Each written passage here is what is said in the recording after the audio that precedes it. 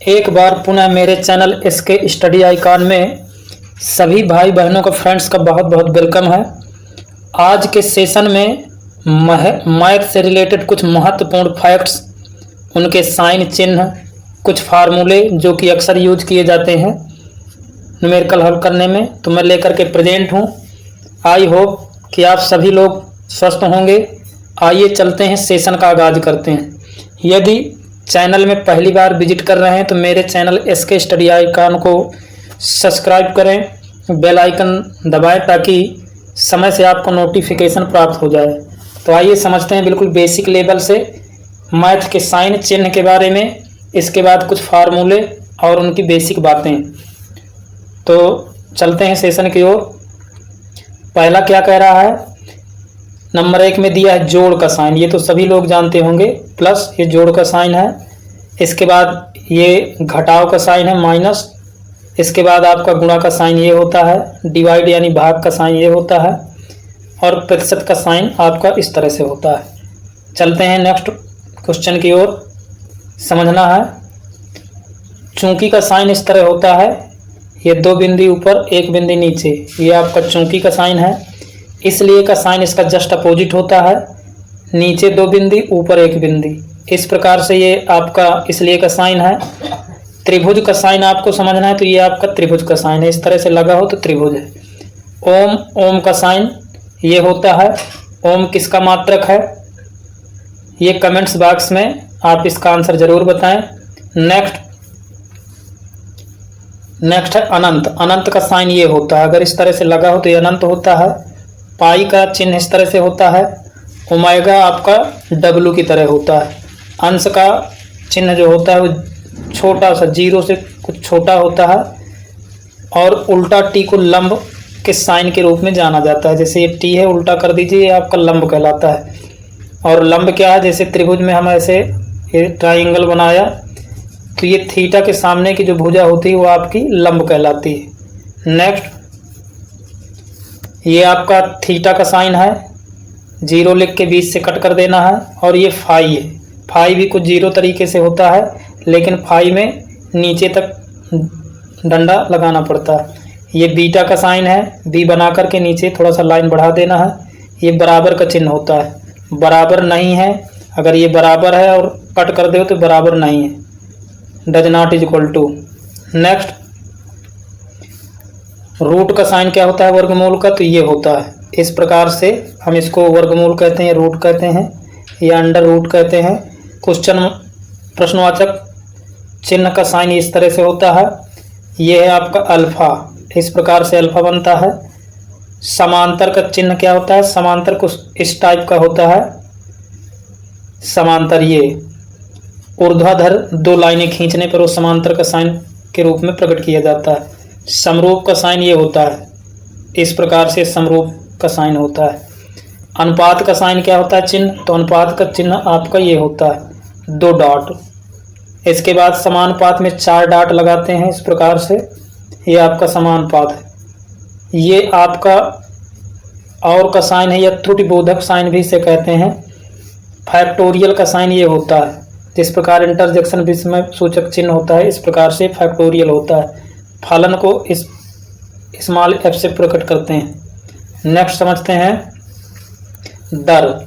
दर या at the rate, ए बना के इस प्रकार से साइन जो राइट किया जाता है वो आपका क्या कहलाता है, कि दर या एट द रेट। नेक्स्ट समझना है, अगला क्या कह रहा है, जैसा कि। जैसा कि का साइन क्या होता है, 1 डॉट और कामा।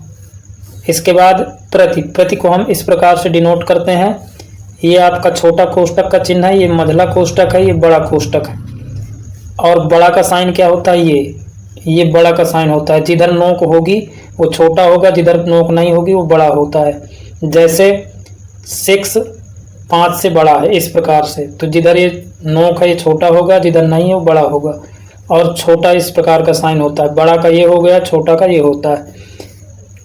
61 62 63 64 65 में भी इसी तरह समझ लीजिए, क्योंकि ये सीरीज है, क्रम से है, लेकिन यहीं पे समझना है।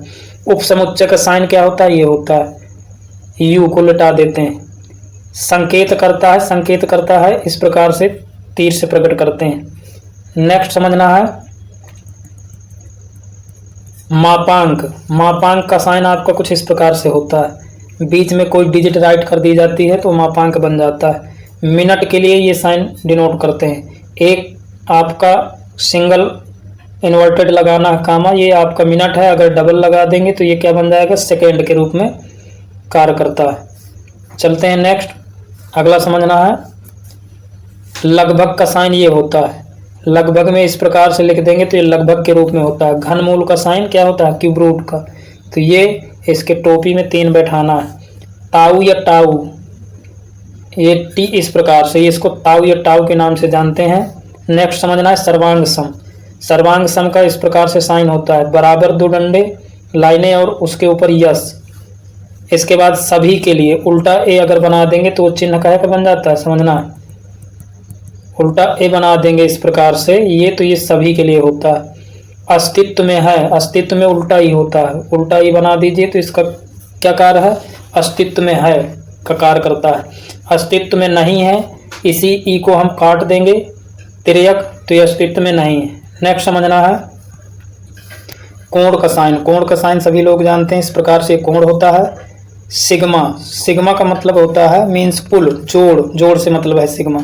तो ये अगर डब्लू को लिटा दिया जाए तो ये आपका सिग्मा का कार्य करता है। साई, साई एक त्रिशूल की तरह होता है, डब्लू को थोड़ा सा नीचे बढ़ा देंगे। डेल्टा का साइन ये होता है, डेल्टा का साइन हो गया ये आपका। लैम्डा, लैम्डा का साइन आपका ये होता है। नेक्स्ट समझना है समांतर नहीं है। आप इस प्रकार से लाइन खींचें और इसको तिर्यक काट दें तो समांतर नहीं है। समरूप नहीं है, समरूप में इस प्रकार से लाइन कट कर देना है या इस प्रकार से ऐसे कट कर देना है।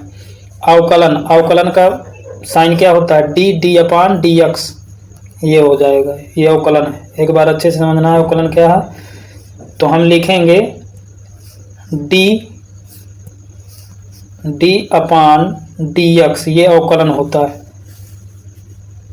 इसके बाद समुच्चयों का सर्वनिष्ठ, तो उल्टा यू लिख देंगे तो समुच्चय का सर्वनिष्ठ हो जाएगा। नेक्स्ट है समुच्चयों का सम्मिलन। समुच्चयों का सम्मिलन क्या है, तो समुच्चयों का सम्मिलन समझना है। तो समुच्चयों का सम्मिलन आपका सीधा यू होता है ये। नेक्स्ट समझना है अगला क्या है, केवल और केवल यदि। केवल और केवल यदि को आई और डबल एफ से प्रकट करते हैं इस प्रकार से। समुच्चय नहीं है तो ये ई टाइप बना करके क्रॉस कर देना है। नेक्स्ट है डीएफ। डीएफ का मतलब डेफिनीशन से है, जिसका अर्थ परिभाषा होता है। डीएफ, टीईएफ लिखा हो तो डेफिनीशन, ये आपका म्यू है, यू का स्मॉल यू और थोड़ा लाइन बढ़ा देना। समाकलन, समाकलन को हम लंबे यस से डिनोट करते हैं। तो इस प्रकार से मैथ के ये कुछ साइन रहे जो कि महत्वपूर्ण रोल अदा करते हैं मैथ को हल करने में, और इनको आना जरूरी है। अगर वीडियो अच्छा लग रहा हो तो मेरे वीडियो को लाइक ज़रूर करें और दोस्तों तक शेयर ज़रूर करते जाएं। अगर मेहनत पसंद आ रही है तो सभी लोग भरपूर साथ दें, यही आशा और उम्मीद आप लोगों से मैं चाहता हूँ।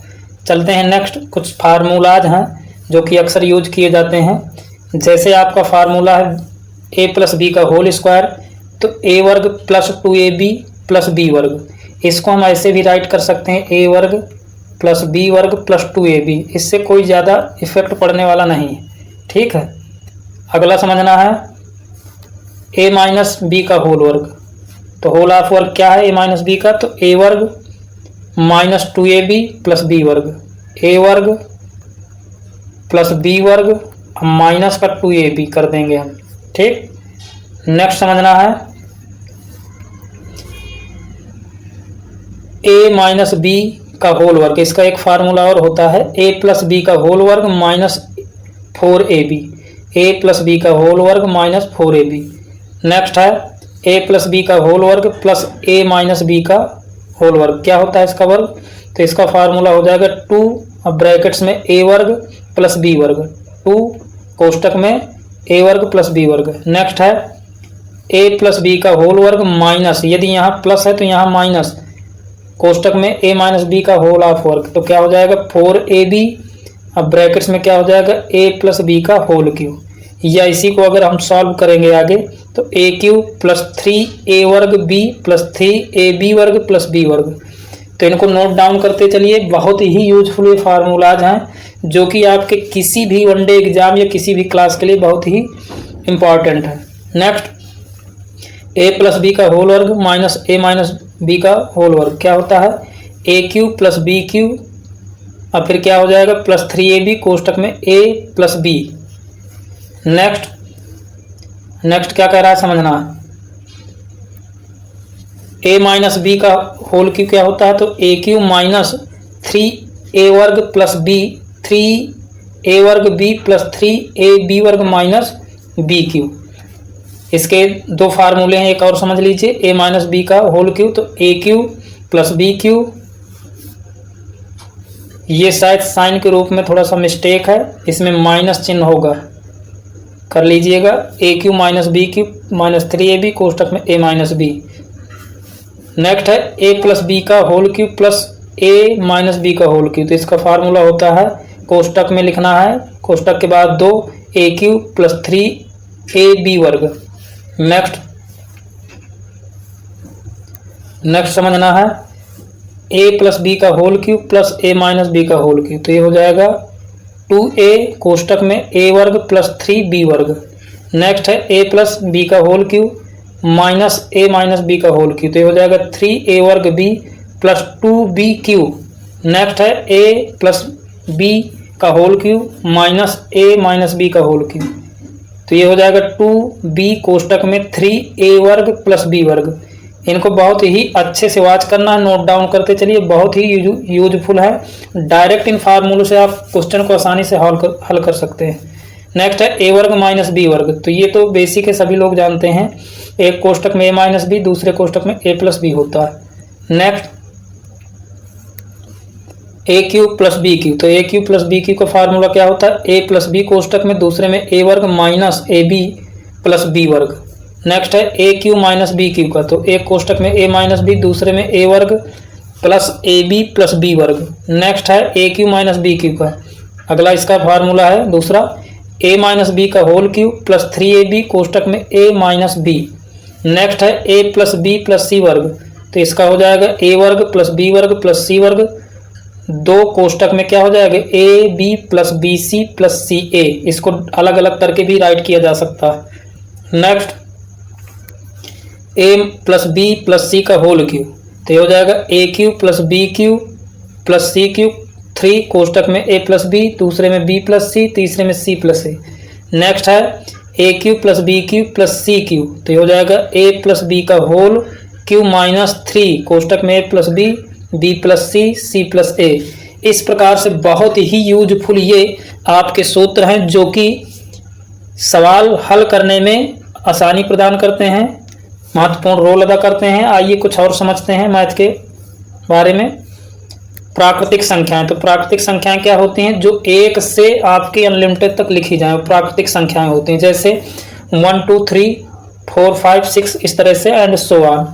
सम संख्याएं ऐसी संख्याएं जो 2 से पूरी तरह विभाजित हो जाती हैं, सम संख्याएं होती हैं, जैसे 2 4 6 8 10। विषम संख्याएं, तो आपकी एक विषम संख्या है, सम सबसे छोटी संख्या क्या है? 2 है। डायरेक्ट क्वेश्चन पूछता है इसका। तो विषम संख्याएं 1 3 5 7 9। तो इसकी डेफिनेशन क्या बनेगी कि 2 से जो पूरी तरह विभक्त ना हो वो क्या है? आपकी विषम संख्याएं। नेक्स्ट समझना है पूर्णांक संख्याएं। तो पूर्णांक संख्याएं क्या हैं? तो जो प्लस माइनस और जीरो सहित राइट की जाती हैं उन्हें हम क्या कहते हैं? पूर्णांक संख्या। जैसे -3 -2 -1 0, फिर +1 +2 +3 एंड सो ऑन। पूर्णांक संख्या पूर्ण संख्या तो पूर्ण संख्या के कहाँ से चालू होती? तो 0 से लेकर के अनंत तक, 1 0 1 2 3 4। भाज्य संख्याएं, ऐसी संख्याएं जो 2 या 2 से अधिक संख्याओं से डिवाइड हो जाए, विभक्त हो जाए, वो भाज्य संख्याएं होती हैं। जैसे 2 4 8 9, ये 4 2 से भी डिवाइड हो जाएगा, 4 से भी हो जाएगा। इस प्रकार से 2 से अधिक से डिवाइड होती हैं।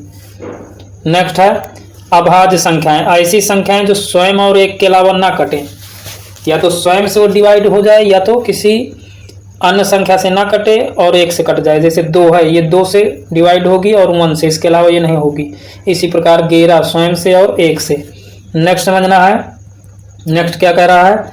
सहभाज्य संख्याएं। सहभाज्य संख्याओं का मतलब होता है कि ऐसी संख्याएं जो स्वयं और 1 के अलावा ना कटें और पेयर में हो।